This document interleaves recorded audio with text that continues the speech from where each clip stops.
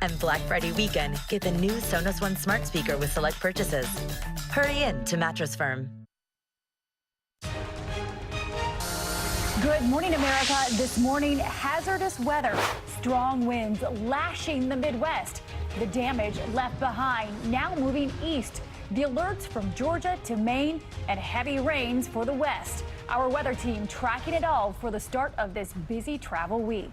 Breaking overnight, signs of hope, signals which may be from a missing Argentine submarine just detected in the search to find the vanished vessel. The U.S. Navy's most sophisticated rescue system now deployed to fight this race against time. Pastors and politics. The group opposing Alabama Senate candidate Roy Moore. There is nothing Christian about the policies Moore has supported. Pointing to what they call his extremist values and those accusations of sexual misconduct. How his campaign coffers have grown since the scandal broke. Hollywood star under fire Lena Dunham of Girls fame taking heat for defending writer Murray Miller, who's accused of sexual assault by actress Aurora Perrineau. Overnight, Dunham's change of heart and her apology. Live from ABC News in New York, this is Good Morning America. And good morning, America. Happy Sunday. We are so glad that you could join us. And we want to get right to our top story, the nasty weather that is impacting the East Coast right at the beginning of this busy travel week. Look at the map. The storm stretching from Georgia to Maine. Already 72 wind damage reports across 8 states and 1 confirmed tornado in Indiana, where the storm knocked out power for thousands and closed down local businesses. Yeah, speaking of Indiana, we want to show you some pictures out of that great state. A giant tractor trailer toppled over right here, and then there's a steeple leaning sideways on top of a church. And as the storm marches eastward, questions about the impact on Thanksgiving travel. Here you see a live shot of a rainy Philadelphia International Airport. Yeah, I believe the meteorological term for that weather is gross. Let's check that out now with Gross. Rob Marciano, our actual meteorologist who's tracking the storm. Rob, good morning. Good morning. I concur, Dan. It is gross out there. You saw the camera on the Philly airport actually shaking because the winds are making it feel that much more gross out there. The weather map certainly shows that. But yesterday was flat out nasty with damaging winds, as we've been mentioning. This stuff out of Tennessee, outside of Nashville, we saw winds gusting to 50 miles an hour, knocking down trees, power lines, blocking roads there, some structural damage as well. And that's just the Tennessee Valley. You go back in through Indiana, we had the EF0 tornado come through with 75-mile-an-hour winds, thousands of people without power there. And a little calmer today, but it's going to be much, much colder. And we're starting to see the snow filter in here, and the wind alerts and the storm alerts and even some flood warnings across parts of Ohio are scattered across the Northeast. So between the wind, the snow, and the rain, it is difficult travel both on land and in the air, and we'll be covering that much more throughout the morning. Dan and Paula. Robert, thank you. We'll be coming back to you. As we said, this weather arrives as the Thanksgiving travel rush is well underway. ABC's Ariel Reshef is at Newark Airport to tell us how things are looking so far. Ariel, what's your perspective so far? Hey, good morning, Paula and Dan. You know, travel is starting to quickly ramp up here at Newark Airport. So far, so good, it's safe to say. But as Rob mentioned, you have that severe weather across the country, so you're going to want to check with your carriers before you head out to the airport. The tech company AirHelp says an estimated 28.5 million people are expected to take to the skies during the 12-day Thanksgiving holiday period. The busiest day for passengers in the air is Sunday after Thanksgiving. As for the tens of millions hitting the roads, the navigation site Waze predicts the worst times to drive to your Thanksgiving destination are this coming Tuesday from 4 p.m. to 6 p.m. and Wednesday 3 p.m. to 5 p.m. Now, the busiest time to flee the family after the Thanksgiving holiday is November 27th between 7 a.m.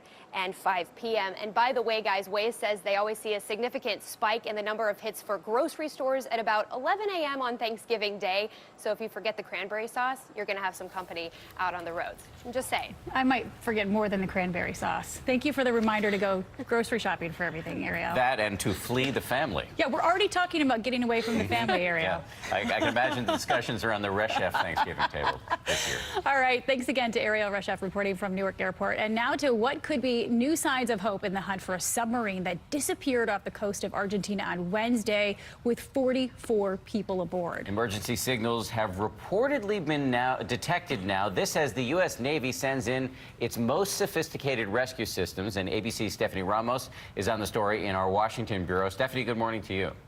Dan and Paula, good morning. It has been 4 days since the naval submarine ARA San Juan first went missing. And while there's been no visible sign of the crew, it looks as though they may be trying to reach out for help. This morning, there are new signs of hope as authorities desperately search for 44 crew members on board a missing Argentinian submarine, seen here before it vanished. Emergency signals believed to have come from the submarine have been detected. Argentine officials say 7 failed satellite calls were picked up. This as one of the U.S. Navy's most sophisticated underwater rescue systems travels to Argentina to help look for the sub.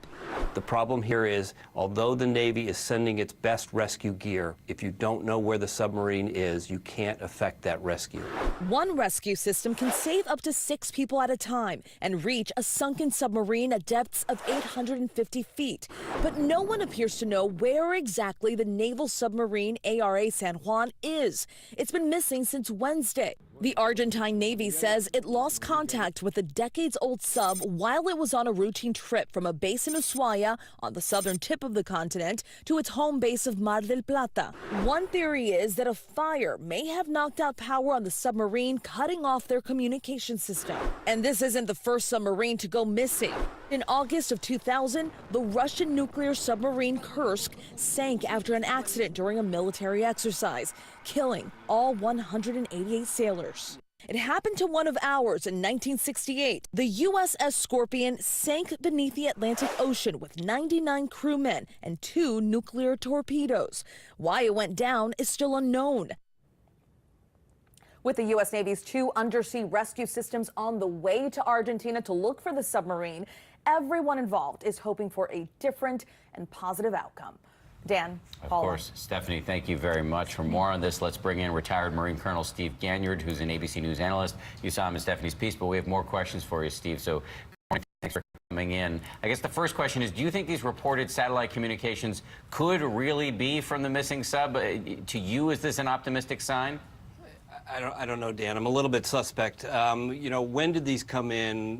Did they come in right after the sub was reported missing? Did they come in yesterday? If this submarine tried multiple times and called different bases, did nobody pick up the phone, and how could that possibly be? You know, a lot of ways, Dan, this reminds me of the Malaysian Air Flight 370, because you remember back then there was lots of rumor, innuendo, miscommunication, and frankly, incompetence. And in a lot of ways, unfortunately, this rescue effort mirrors that.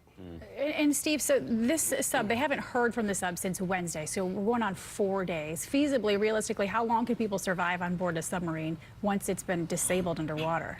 Well, that's a 2-part idea, Paula, because if it's underwater, thinking about that, this is what's called a diesel-electric submarine. So this is an older design. The diesel engine recharges batteries, but they can only stay underwater with those batteries for about 36 hours. So if that submarine is still underwater, there's not too much hope left for this crew. So if though the sub has surfaced, unquestionably they're going to be dealing with some extreme weather conditions on the surface, but if the sub has somehow surfaced, is it possible that it just hasn't been detected yet? It is possible, Dan, and if the submarine is on the surface, they would be quite uncomfortable. As you note, the weather is very bad and the seas are high. They would be uncomfortable, but they could survive. They have enough food, they have enough water. As long as they have oxygen, they can bob around there and wait for a rescue. Those P-8 airplanes that the U.S. Navy has sent have very sophisticated radars that are designed to pick up submarines that are on the surface. So with those P-8s in action, I think we have our best shot today to find that submarine if it's on the surface. We are holding out hope that the 44 members of that crew will be found alive. Steve, thanks for your analysis this morning. And we do want to move now to the latest on the sexual misconduct allegations that are rocking the Senate race in Alabama. This weekend, faith leaders gathering in Birmingham to condemn the Republican candidate Roy Moore, who, as you know, has been accused of having sexual conduct with a 14-year-old, among other allegations. And ABC's David Wright is covering the story from the White House this morning. David, good morning to you. Good morning, Dan and Paula. The outcome of this open Senate seat smack in the middle of the Bible Belt matters a lot for this White House. And it comes at a time when institutions across the country are grappling with the abuses of the patriarchy. And now one liberal pastor is calling this contest a battle for the soul of the nation. In Alabama, plenty of religious conservatives still have faith in Judge Roy Moore, even after at least 8 women have accused him of inappropriate behavior, including allegations of sexual assault. Most say they were teenagers at the time. Moore vehemently denies he's guilty of any such thing. They're not only untrue, but they have no evidence to support them. But a growing number of liberal preachers are calling the Republican Senate candidate out. More than 50 Alabama pastors have now signed a letter declaring him unfit for office. What is happening right now in Alabama matters for the soul of the nation. Yes. Just like the march across the Edmonds-Pettus Bridge mattered. On Saturday, the former head of the North Carolina NAACP addressed an anti-Moore rally in Birmingham. He's been empowered by folk like Steve Bannon and white nationalists and white supremacists. Moore's campaign is raising big bucks off the controversy, reportedly collecting more campaign donations since the scandal broke than in the 6 weeks since Moore won the Republican primary. Now, the White House, as we said, is very interested in this race. We're told they're keeping close tabs on it through intermediaries. Of course, Steve Bannon, the president's former chief strategist, is one of Roy Moore's biggest supporters. Paula? Yeah, in that race, the election just around the corner, the 12th of December. But David, before we let you go, one more question. We learned that the president's son, Don Jr., had an encounter with a Russian banker last May at an NRA dinner. What can you tell us about that exchange?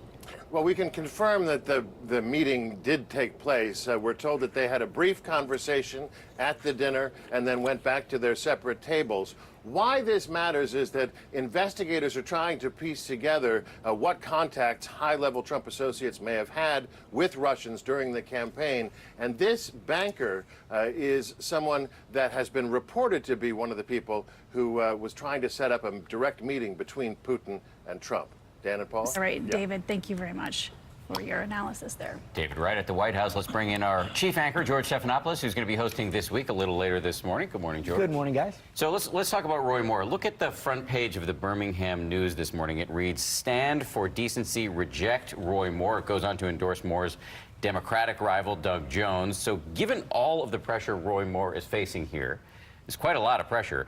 Could he still pull out a win? Well, Alabama's a very Republican state. I mean, so there's still a chance. And Roy Moore's core supporters stand in defiance of the establishment. You're seeing the establishment speak out against Roy Moore there. You've got the major newspapers. You've got all the Republican leadership in the Senate right now saying they can't work with Roy Moore. Now, the president's a little bit of a question mark here. He has said that Roy Moore should step aside if the allegations are true, but he and the White House have not come down one way or another on whether those allegations are true. 7 different women have come forward now. Even the Attorney General says those allegations are credible, but the president hasn't yet taken a stand on that right now. So the latest polling, one poll shows that Doug Jones, the Democrat, does have a lead. But I think that's just one piece of evidence. The election is still 3.5 weeks away. Anything can happen there. And they seem to be getting a record number of donations since the scandal first broke. Right. So the Republicans desperately looking for their first legislative win of the year. We know that the House passed its tax bill this week. Now they've handed the baton off to the Senate. On today's show, you have Senator Susan Collins on this show, who realistically could kill the bill. What do you think the odds are of the passage? They can only lose 2 senators. Senator Collins so far has said she has a lot of problems with the bill. She doesn't like the fact that they've included the repeal of the Obamacare mandate in the bill. She doesn't like the estate tax. She doesn't like the fact that this could cause some Medicare cuts in the future. But will that be enough for her to say no to the bill? That's one of the questions I'm going to ask her this morning. But she's not the only one with real questions out there right now. You've got Senator John McCain, Senator Bob Corker, both concerned about the process and the deficit. Another Senator, Ron Johnson of Wisconsin, said he doesn't like the way the tax cuts for small businesses are structured. So you lose 3 senators. The bill doesn't go anywhere right now. I think one of the big problems, couple of problems for the bill as it stands is that it's tremendously unpopular. This will be the most unpopular tax bill ever put before the Congress right now. That's a huge problem. Number 2 would be in their attempt to try to keep the deficit numbers down, they've made the corporate tax cuts permanent, but the individual tax cuts temporary, and that's drawn the fire of people like Senator Collins as well. Weighed against that, Republicans need a win. They need a win going into the midterms, so there's a lot of pressure for the entire party to hold together. Really high stakes here for everybody. George, thank you very much. George. I want to remind everybody, George has a big show this morning, as mentioned. He's going to speak with Maine Senator Susan Collins, who could be one of the deciding votes on the Republicans' tax plan. He's also going to have much more analysis on the debate over sexual harassment now rocking Washington. It's all coming up on This Week right here on ABC. George, thanks again. Thanks again, George. And now it is time to check in with Ron Claiborne for a look. I'm wearing my glasses as an homage to you. Oh, thank you. Well, in maybe solidarity. I'm wearing mine as an homage to you. You started Dan, it. good morning to you I also. pay homage to no one. Okay. Good morning, everyone. We're going to begin in Pennsylvania, where New Kensington police are releasing a photo of the suspect wanted for killing a police officer Friday night. Police say that 29-year-old Rahmahel Holt shot Officer Brian Shaw during a traffic stop just outside of Pittsburgh. Police also say they have found what they believe was the vehicle involved in that shooting. A warrant has been issued for Holt's arrest. Police warn that he's considered armed and dangerous. And overseas in the African nation of Zimbabwe, just a short while ago, an official for the ruling party there announcing that the country's longtime ruler, Robert Mugabe, will be removed from office. He'll be replaced by the vice president that Mugabe had fired. With this, as thousands gathered in the streets demanding that Mugabe leave office over the weekend. The 93-year-old led the country since its independence in 1980. And speaking at a forum in Canada, the top U.S. general in charge of the Strategic Air Command said he could deny an order by President Trump to launch nuclear missiles if it's deemed to be illegal. Air Force General John Hyten told the crowd that in that instance, he would respond by coming up with strike options that are legal. In war, the command would control U.S. nuclear weapons.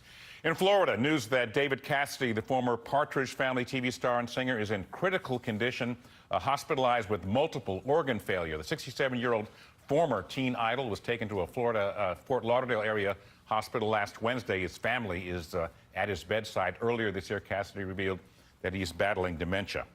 And in Massachusetts, watch as a car goes barreling through a convenience store near Lowell. Look at that. Slamming through the shelves, knocking down everything in its way before finally coming to a stop inside that store. Amazingly, no one was injured. Some Twinkies were hurt, but no one was injured. The driver are invincible. Was cited. The one way to destroy a Twinkie. Negligent driving there. Okay, finally, in Toledo, Ohio, some drivers had to do a double take. They didn't have to, but may have, when they saw the traffic was blocked Friday afternoon. Check it out. This was Scooby, a one-year-old camel that escaped from his fenced-in home and went for a walk around the neighborhood. The animal was roaming freely for about an hour and a half before someone alerted the owner, who led Scooby back home. Scooby-Doo, where are you? That's a camel, not a dromedary. Is that, Dan, you're the expert. A dromedary? Dromedary has one hump or two? Oh, I don't know. You're testing the limits. It's either a camel or a dromedary. We can establish I believe it's a camel. Let's call it a camel. But I'm no dromedary expert. Here I am waiting Here for he is. Yeah, that's it. The dromedary. I'm just waiting for the strange guy to pop out of the bushes. Yeah. So meddling kids. From a meteorological perspective, do you have anything to say about the camel? Or dromedary. Or the dromedary? No, I don't. No, I don't. But you do have something to say about the weather. No, that's all I got. Completely unrelated to weather. Let's go meteorite. Check it out. Oh. Fireball in the sky. Look at that. Yeah. Lapland, Finland. Check that. Oh, Is that real? Yeah, it's real. Happened Thursday, and this is kind of the height of the Leonid meteor showers this time of year. But this, we think, got to the ground. It created a boom that was felt and, in some cases, heard into Norway and Russia. The experts think that was like 200 pounds that made it all the way to the ground. So it just lit up the sky there, and some would say the same brightness as 100 full moons. So you get that, the northern lights, and it's just a show up there this time of year, although rather dark. All right, we're rather wet right now across the Northeast, but that's going to end quickly. Some white filtering in. These winds are going to continue to pour through tomorrow morning, so it'll be a little bit dry in most spots. We're going to see some lake effect snows that'll pile up 6 inches or more in some spots east of Ontario and Erie as this cold air filters down St. Louis. So we're looking at wind chills today in the 30s, 20s, and teens tomorrow morning across the Northeast, so it's going to be chilly. That is a quick check on the national headlines weather-wise. It's time now for your local forecast. Have a Wind advisory extends until 3 o'clock this afternoon for many of the D.C. regions. We could be seeing peak wind gusts right around 45 miles per hour. Also falling temperatures today. Notice our temperature at about 52 by 3 o'clock, in the mid-40s by 7. We're under some sunshine for the rest of today. As we kick off the early half of the week, send the kids to the bus stop with that extra layer. Start temperature tomorrow in the mid-30s. We build into the upper 40s for a day